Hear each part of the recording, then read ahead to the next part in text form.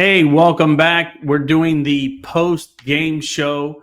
Yesterday was fantastic. Again, my name is Greg. I'm your host for the Double Cannon Soccer Show. I'm happy to do now. This is my third show, and I was able to go to the game last night. It was awesome. Great atmosphere. Beautiful venue. Family-friendly. Food trucks, there was merchandise, there was kids games, there were other vendors there. The other supporters were awesome. The supporter side of it behind one of the goals was fantastic. Nonstop drumming all game long. It was awesome. It was really good. I was able to go around everywhere and check out the game. I also got some merch, as you can see back here and right here. Got my scarf on, was able to get a pennant, a flag. So just very good, very good. I'm definitely going to be going to more games now that I'm going to be breaking them down pre-game and post-game. But this particular segment and the show that we're going into right now is to basically talk about the redemption from last season and also getting that first loss of this season out of the way, getting those 3 points at home. That's what this is all about. Just the excitement. I'm excited just talking about it as I was yesterday going to the game, which ended up being crazy traffic. Leaving where I live was just insane to get there. Normally I could get there in about an hour and a half. It took me almost 2 hours to get there, which was a bummer. But definitely on the ride home after the game, no big deal. Got home in about an hour and 40 minutes. It was definitely worth it. I can't wait to go back again. I think the next game I'll be going to hopefully will be the Tampa Bay Rowdies game. But anyways, let's talk about this game. Awesome stuff. I also have, stay tuned because later on in the show, I also have the interview that Coach Pirmann did and also Cal Jennings, which is just unbelievable. That game that he had, I can't say much about it. It was just insane. So let's just go ahead and go right into the match recap and analysis. So if you weren't there, you missed a hell of a game. Battery, right off the bat, were aggressive. They were playing great. Defense played outstanding, but the 2 goals, it was 2-0, and that's how it ended. The first half was just the Cal Jennings show. Of course, he doesn't get all the credit. Of course, he gets the credit for the goals, but what I'm already calling the man with a magical left foot is just unbelievable. The way that Juan David Torres delivers that ball from the corner flag. It's just beautiful. I don't know how else to put it. It's just a beautiful left foot. There's nothing to it. It's the gift that God gave him, and he's blessed. He's blessed with that left foot, and both times it found Cal Jennings. The first goal, really, I think it ricocheted off somebody or the keeper for the other team, Vegas. Hit it, but Jennings was like right there. He did a quick turnaround, kicked it, went through like 3 defenders, Rhode Island FC defenders, in a goal. It wasn't even that hard of a kick because he had to completely turn around to his right side, and I think he kicked it with his left foot. And there wasn't much power to it. I just think that Vegas couldn't see where the ball was going.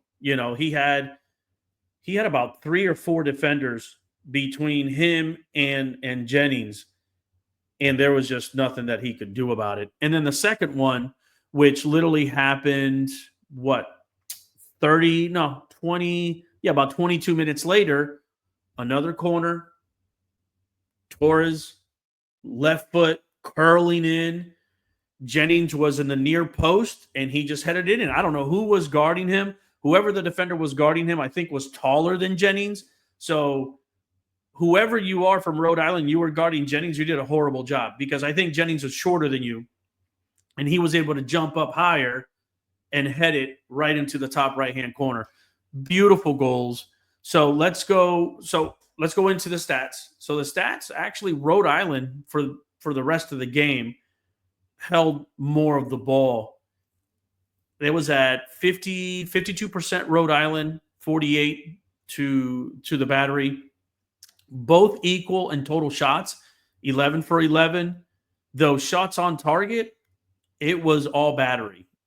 Big chances, all Battery. There was no real big chances for Rhode Island. They left their fans that, I don't know if they came from Rhode Island, they flew in, or they're there around the Charleston area, and they drove in. But there was a good little section. I would say about 20. I wouldn't say about 20, 25 Rhode Island FC fans. They were definitely vocal, but the team just couldn't get it done for them. And I do want to say, in 261 votes that I think voted to who was going to win the game, Rhode Island, because of their previous success against the Battery, the Battery hadn't won a game yet. Rhode Island had won one game, and then they drew two. It was 52% that Rhode Island was going to win. 15% said it was going to be a draw, and only 34% of us, because I'm included in this 34, I voted where we thought that the Battery were going to take care of business, and business they did. So let's continue on. I want to go ahead and tell you a couple of these.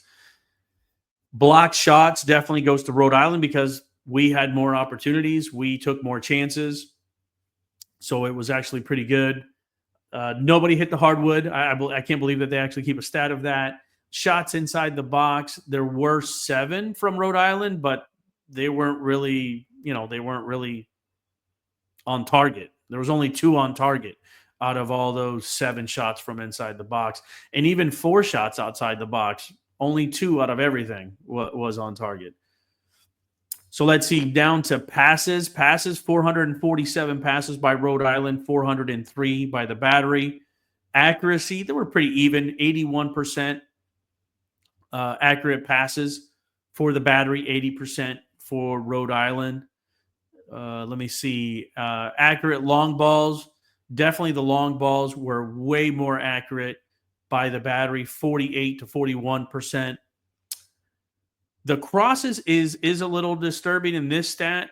The crosses, they're saying that the crosses, accurate crosses, Rhode Island was about 50%, and the Battery was only 19. So accurate crosses, maybe that is something to work on for the team to work on, but throw-ins, 24 Rhode Island, only 17 by the Battery. Offsides, Battery was only offsides 2 times to Rhode Island's 3. Each team got a yellow card. Let me look here. I'm still looking. Defensive-wise, and I will tell you, defensive-wise, I am just, and I hope I pronounce his name right, Hausu is amazing. Our Nanan Hausu is just simply amazing. I can't say last night, if it wasn't for Torres and Jennings, to me, 91 Hausu is just amazing. He was all over the place. Archer had a great game. Blackstock had a great game. Dos Santos, Smith. But that right side of the field, Archer, Blackstock, and Hosu, was just on fire. I mean, I know the man of the match is going to be Jennings. If I have to give it a second, it would have to be Torres because of his magical left foot. But after that, Hosu, to me, was just on fire all over the pitch. And I will say, just kind of a game breakdown, man, there was guys slipping all over the place. It got a little cold last night. It was a great, beautiful day. But, man, all of a sudden at around, I want to say game started at 7:30. Man, around 7:50, 8 o'clock. And it got cold. And to me, it got cold, man. I'm from South Florida. It got cold. And it was windy too. And I definitely didn't wear the right clothing. I didn't take a hoodie. I didn't take a jacket. I just had 2 short sleeve shirts on and some shorts. And I was out there just taking some pictures and enjoying the game. Again, great hospitality too by the Battery staff. Players were awesome. Players stayed afterwards as they do, and just signing jerseys, giving high fives to kids and families. Just a great family atmosphere with some really, really good competitive soccer. So, So that's it. That's kind of like the breakdown with that game, though. The Battery moved to number 4 in the USL Championship Eastern Division. It looks like Detroit City won their game yesterday. Loudoun United won their game. And Louisville City lost. But since they beat us, and there is, I believe, no, there's not a goal differential. It's about the same. But Louisville City did lose. No, they drew. My bad. They drew yesterday. They didn't lose. My bad, any fans of Louisville City that are watching the show. I doubt you are, but if you are, anytime I can take a jab at Louisville City, I'm going to. So you did not lose. You drew. You drew with somebody. But anyways, they're still up ahead of Charleston after 2 weeks. Indy 11 is in 5th. Birmingham Legion is in 6th right now. North Carolina FC is in 7th. And Pittsburgh Riverhounds is in 8th. Hartford Athletic are in 9th. Miami FC in 10th. So I'll just go through the top 10. We all know that there's also Rhode Island and Tampa Bay Rowdies. And they round up the end of that. So with that being said, let's go ahead and go to our feature segment.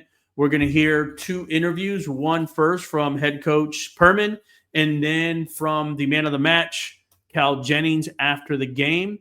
And this particular segment has been brought to you by, let me see.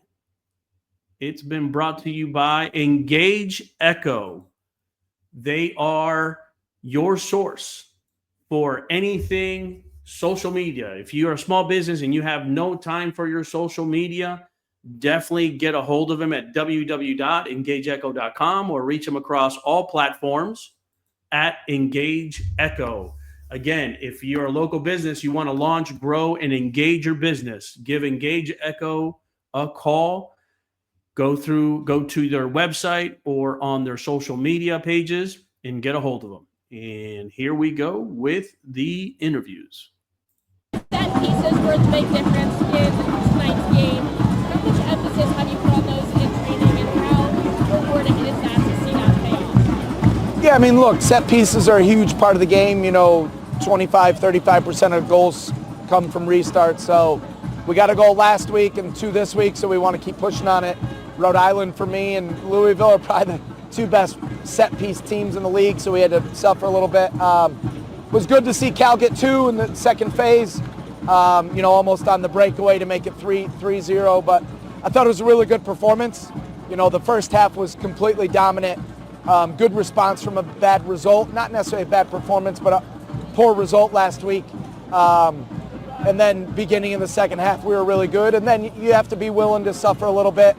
I didn't think we gave up a whole heck of a lot. Luis had to make the save in transition, and then, like you said, some restart defending at the end. So, excited for the group. Great result, excellent performance, and, now we got a little break, and then we'll get back at it in a couple weeks. As you said, the first half was really... How are you? Mucho gusto. As you said, the first half was really strong. Coming out in the first 15 minutes, the team absolutely dominated. How critical were those 15 minutes in really playing out the game? Yeah, I don't know when we scored our first goal, so I'm not sure if it was 15 minutes. It was just, we wanted to talk about our aggression, to be relentless, play the game in their end, fight for duels, but also move the ball quickly, be vertical with our movements. We had 2 strikers up top that I think caused them problems with some physicality because they're good at that.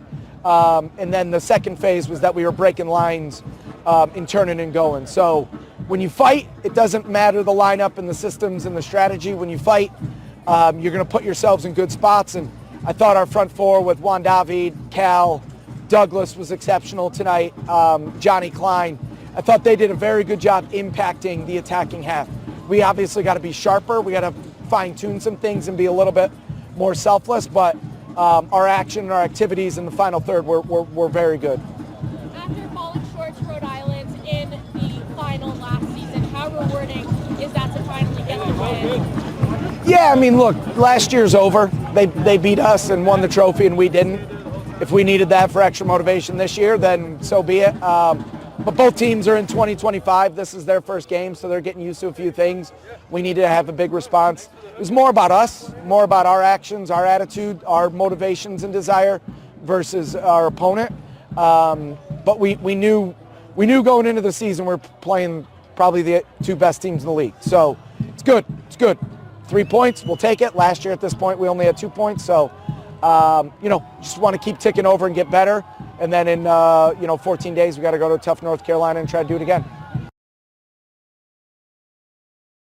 How you scored your first goal with the Battery and followed up with one right after. How exciting is that for you to get 2 goals with the Battery so early in the season? Yeah, it's great. You always want to open the account, and as confident as we can be, you never really know when it's going to be. So to get on the score sheet tonight to help the team win, that's an awesome thing and moving us in the right direction. Both your goals came off of corner kicks. Can you walk us through what was going through your mind on those set pieces before the ball came through you? Yeah, we've spent a lot of time in training working on it, and we want to always get something out of a chance like that. Set pieces can be really dangerous opportunities, and I felt like we executed really well. Juan served in a great ball, and I'm just trying to do my role. On that second corner, I saw things were getting a little heated with the defender and the keeper, but you had the biggest smile on your face. What was going through your mind there? Did you know the ball was coming to you? What was really going on? Because it was such an easy header. You just prompted it. Yeah. Well, Juan put it in a great place, and I saw it coming to me and my eyes lit up, and I'm happy I got on the end of it and always happy to score goals.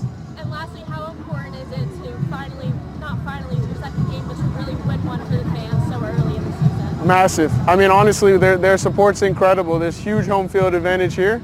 And so to get a win for them is a real blessing.